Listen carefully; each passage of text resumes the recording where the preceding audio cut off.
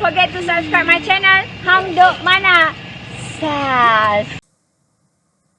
Assalamualaikum, selamat datang lagi ke channel Hang Duk Mana. Mari kita dengar respon Datuk Loma Adam terhadap kenyataan Syahidan Kasim. Apa Syahidan Kasim cakap? Tiada istilah tebuk atap kerana tiada siapa menang PRU 15. Okey tuan-tuan, mari kita dengar respon daripada Datuk Loma Adam. Di akhir nanti kita komen macam biasa. Kalau saya petik kenyataan Syahidan Kasim pada hari ni, dia cakap tebuk atap, tiada istilah tebuk atap kerana tiada siapa yang memenangi PRU 15. Betul lah dia cakap tu. Memang tidak ada istilah penebuk atap. Yang ada penebuk, bukan penebuk, pencabul budak maskas. Yang itu ada. Memang tak ada istilah penebuk atap lah kan? Sebab apa? Nak beritahu dengan Syahidan Kasim ni, okey? Syahidan Kasim, masa dia terlibat dalam aktiviti menebuk atap pada tahun 2020, kan? Masa tu tidak ada akta anti lompat parti. Masa tu tidak ada perjanjian ataupun aku janji di mana apa dia panggil, ahli-ahli parlimen yang nak bertanding atas tiket Barisan Nasional memberikan aku janji kepada dan memberikan mandat kepada ketua parti untuk berunding dan membuat keputusan dengan parti mana kita nak bergabung. Berunding dan membuat keputusan siapa kita nak akan jadi Perdana Menteri. Memang sebelum tu tak ada perjanjian. Sekarang ada. Bila sekarang ada, dan tambahan ada akta anti lompat parti.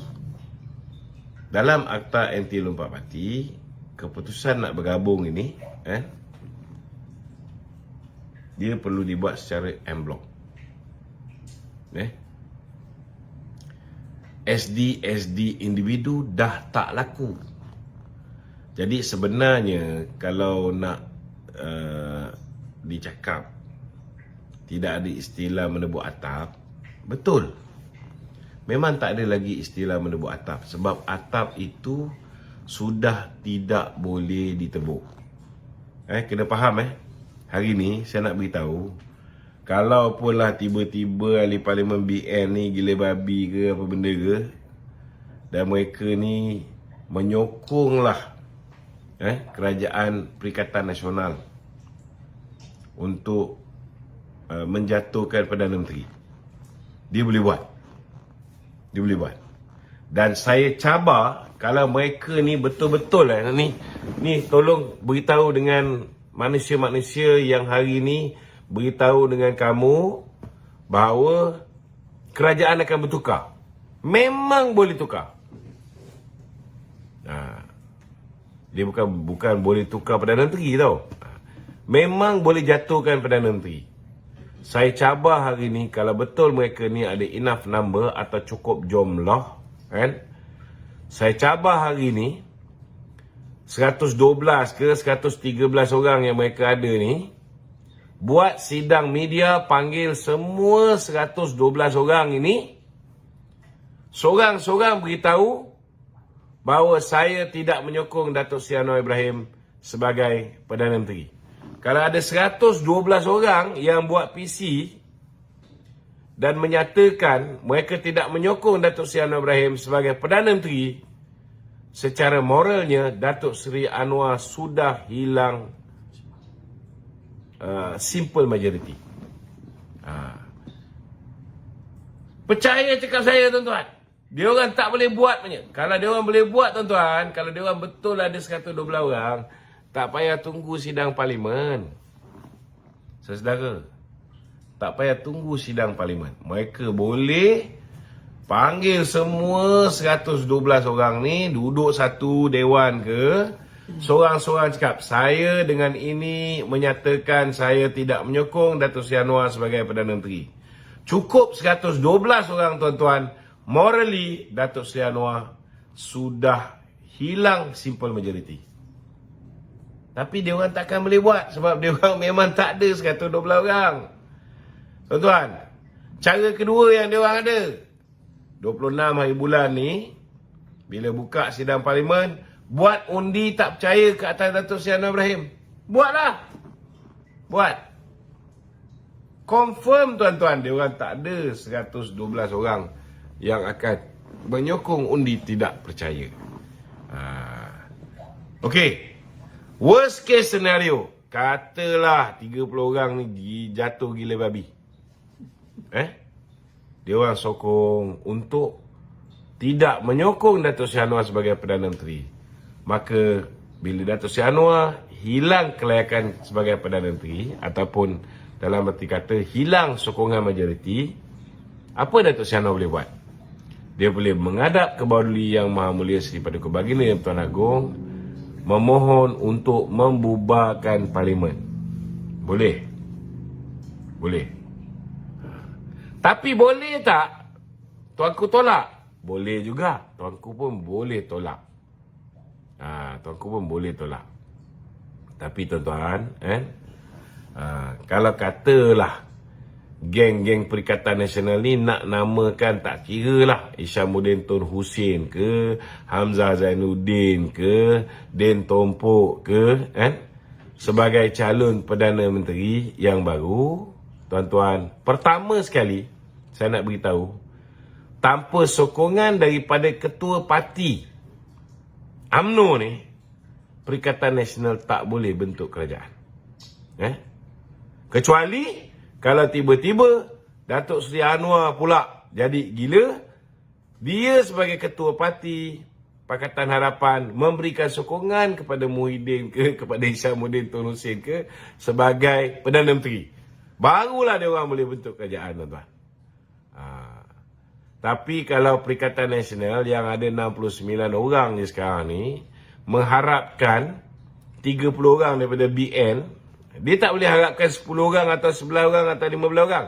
Sebab SD dah tak boleh pakai untuk mengangkat seorang Perdana Menteri. Tak boleh. Dia mesti secara en blok. Kalau nak ambil sokongan UMNO, mesti ambil 30 orang daripada BN ni secara en blok. Tapi siapa yang boleh mewakili dia orang ni? Hanya satu orangnya. Pengurusi Barisan Nasional, iaitu Datuk Seri Ahmad Zahid Hamidi. Itu sebabnya dia orang ni sakit hati sangat, tuan-tuan. Nak jatuhkan Datuk Zahid tak boleh. Bila tak boleh nak jatuhkan Datuk Zahid, kalau 29 orang ni semua sokong Muhyiddin sekalipun, kalau Datuk Zahid tak sign, tuan-tuan, dia seorang je cukup. Tak boleh diangkat Perdana Menteri baru. Kalau katalah tiba-tiba lah Datuk Zahid pula jatuh gila, dia menyokonglah Isyamuddin Tun Hussein menjadi Perdana Menteri.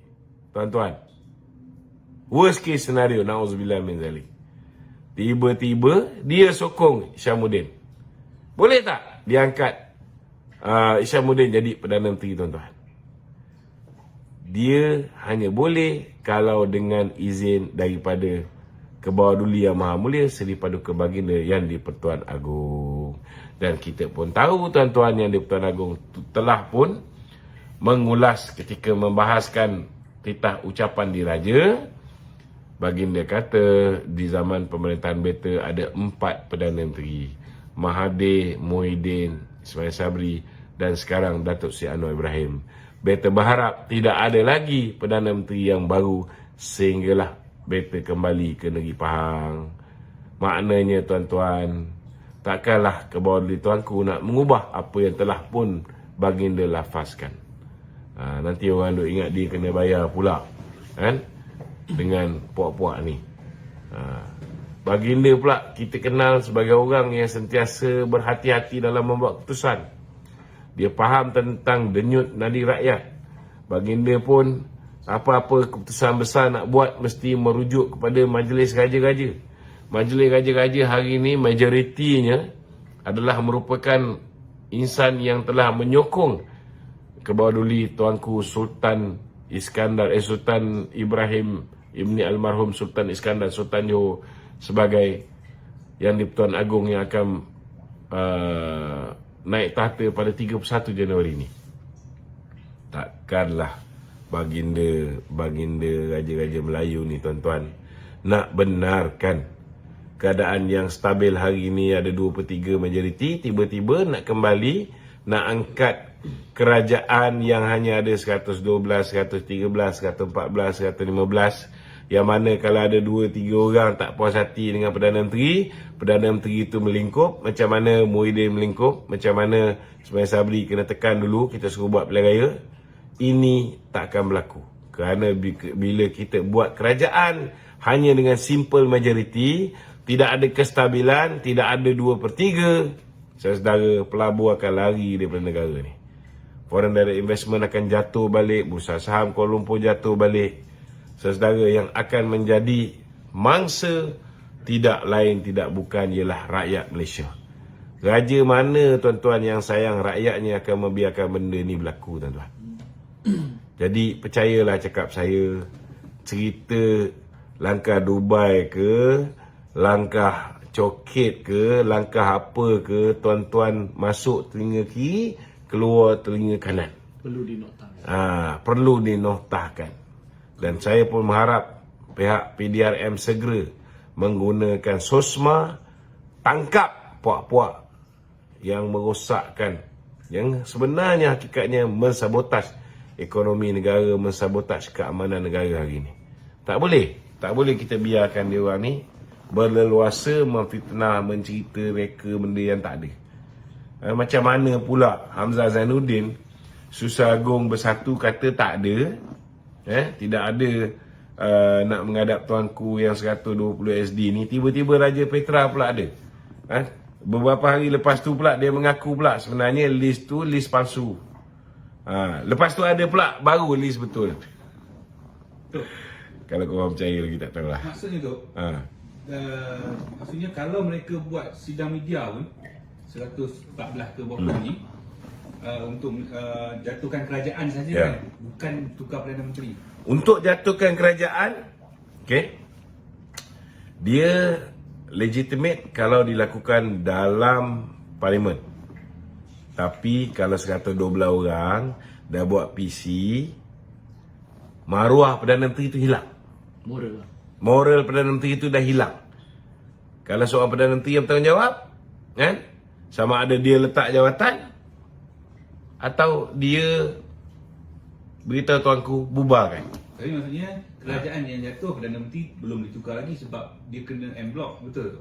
Kalau tuanku tiba-tiba kata kita tak boleh biarkan benda ni berlaku, keadaan tengah stabil, rakyat tengah susah apa semua, kita isytihar darurat lah macam zaman Muhyiddin, kan? Boleh? Kalau tuanku izinkan darurat ni, boleh darurat. Tapi bukan Datuk Seri Anwar punya style, kan, untuk buat macam ni. Datuk Seri Anwar ni, dia dah menang, dia dah diangkat sumpah pun, dia suruh orang buat undi percaya. Kalau Muhyiddin, ya, betul. Kan? Selagi dia boleh tutup negara ni, kau orang nak melingkup ke, kau orang tak ada makan ke, kau orang nak pinjam malong ke, kau orang nak kena bunuh diri ke, kau orang punya pasal. Itu zaman kegelapan Muhyiddin dah berakhir, kan? Sekarang zaman Datuk Seri Anwar. InsyaAllah kita tak akan tengok darurat tu berlaku, insyaAllah. So apa yang diorang buat pun tetap tak boleh nak gugat kerajaan tu? Tak boleh. Itu sebab saya dengarlah cerita-cerita kata orang kata Daim keluar duit. Betul, Daim mungkin boleh keluar duit. Tapi takkanlah dia bodoh nak belanja sampai 50 juta satu ahli parlimen, kan? Untuk tarik sokongan ahli parlimen tu, tapi sokongan ahli parlimen itu tidak boleh membantu untuk mengangkat seorang Perdana Menteri baru yang boleh menyelamatkan Tengku dia. Takkan Daim nak belanja duit buta-buta, dapat bukan senang, kan? Macam-macam dia kena buat untuk dapat berbilion ringgit. Kau ingat dia nak belanja buta-buta, kan? Kalau dia nak bayar ahli parlimen 50, dia nak bagi tuanku berapa? 1 bilion. Ingat tuanku ni nilai dia rendah macam tu ke? Kan? Boleh dijual beli ke? Betul tak? So, Noktah lah. Don't waste our bloody time to think about this. Tapi masalahnya rakyat Malaysia ni lah problemnya. Yang bingai tu ada separuh. yang mempercayai cerita-cerita tahayul ni. Sampai bila dia nak pakai otak dia? Itu sebab saya selalu menyarankan, kalau sekali-sekala kita punya bodoh tu datang, okey, tak ada masalah. Orang pandai pun kena bodoh. Orang pandai pun kena tipu. Dato' Najib yang cerdik tu pun kena tipu juga dengan Jolo. Betul tak? It's normal. Ramai orang boleh kena tipu. Anwar Ibrahim pun kena tipu. Mahdi tipu dia. Betul tak? Kena tipu juga. Normal. But there must be a limit. Janganlah asyik kena tipu je. Kan? Dia orang kata lepas 6 pilihan raya, kena tipu. Lepas pelangai, lepas simpan jeram, lepas pulai, lepas kemaman, kena tipu lagi. Lepas tu lepas 1 hari bulan, kena tipu lagi. Tak berlaku. Sekarang bagi 18 hari bulan. Tolonglah letak niat. Pasang niat.